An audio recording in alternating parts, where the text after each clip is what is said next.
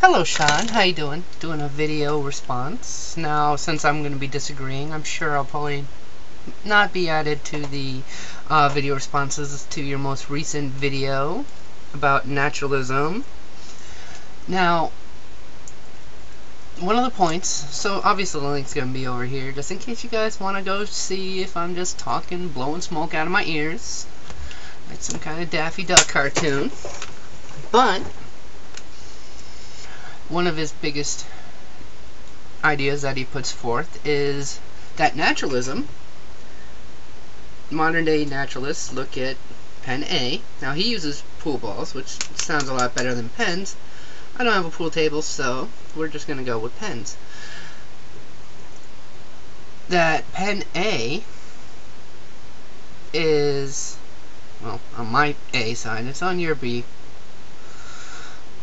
is how things were.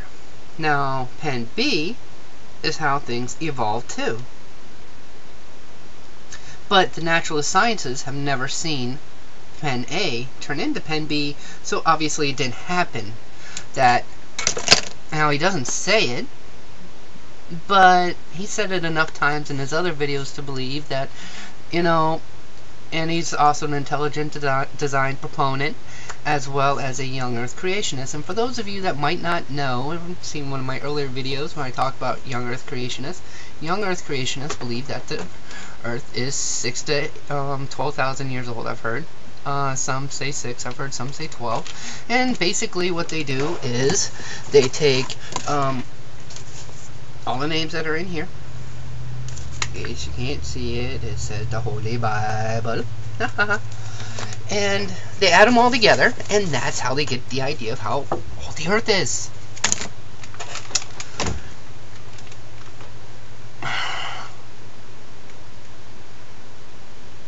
Sorry, it took me a second for my brain to reset. Now the problem with attacking the naturalist point of view as you have is that the way that you're putting the naturalist point of view is that it's the gut. It's the grand unifying theory. Well, we understand. Alright, so you got the pen.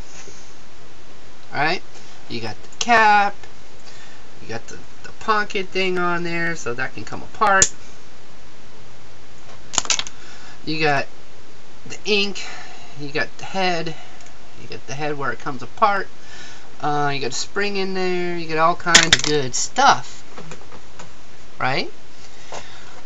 And they believe that's the, you know, natural young earth creationists believe that's all there is, and everything else is god of gaps, which is very limiting when you take into account so many things that we don't even begin to understand. You go back 200 years, you try to explain a mouse, a phone. Sean, you'll like this one because I know you like Dark Knight. DVDs, the internet, the Smurfs, semi-automatic 50 caliber machine sniper rifles that are accurate up to 5 miles. You go back 200 to 300 years and you try to explain these, and they would just look at you like you're dumb, because their sciences hadn't evolved, nearly evolved to the point where these concepts could even be anything other than spooky magic to these people. But of course, if you go back 300 years, the science behind the phone wouldn't work. All you would be able to do is and it, you know what? It actually wouldn't make that sound. You know why? Because what this does is it goes normally closed, normally open. It sends a signal to the main phone switch, which flicks a switch, which then sends a signal back here, which gives you the dial tone. The reason I know this is because I spent 9 years installing telephones. And they use 6-gauge wire. If you've never seen 6-gauge wire, it's as thick around as your thumb. And that's what main phone hubs look like in big cities. It's kind of crazy. But they work. So you go back in time and you try to explain this stuff, and they would look at you like you're nuts. So, going, well, you know, natural sciences doesn't explain this and that, and, you know, I'm not seeing the dog evolve into something else. We've been around 6,000 years. That's not even enough time, you know, in your opinion, 6,000 years. That's not even enough time for, if evolution was an actual thinking thing, for it to actually, you know, it's not even enough time for it to go blink. So, instead of trying to put God into the, saying that God fills the gaps, why don't you say, these gaps man has not explained. God knows the answer. We're still working on it.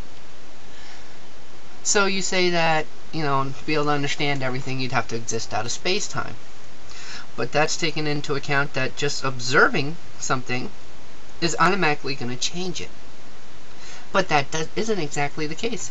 Now, in some situations, be it sociological or even physics, depending on what you're studying, if you're studying a light particle, studying the particle as it moves will obviously affect how it goes.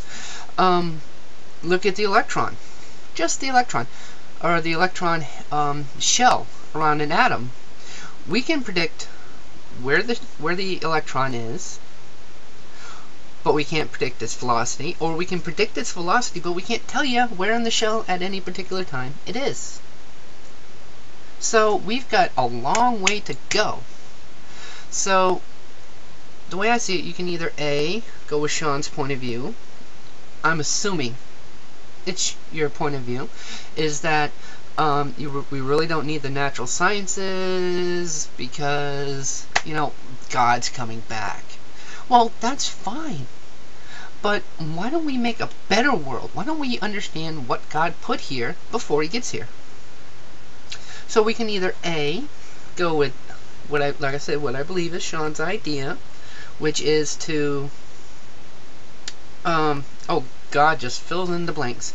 Or B, go, you know, somebody had to go figure out that the light refraction of sunlight hitting a, let's say, a hose, and you see the pretty colors.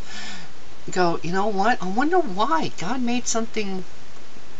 Why do you make it so rainbows magically appear?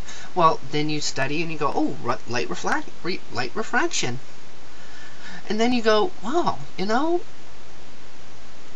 God made such a beautiful thing out of just such a small thing. You know, I wonder what other beautiful things he's made that we haven't even thought of yet. We haven't even thought of studying. We haven't even gone in those general directions.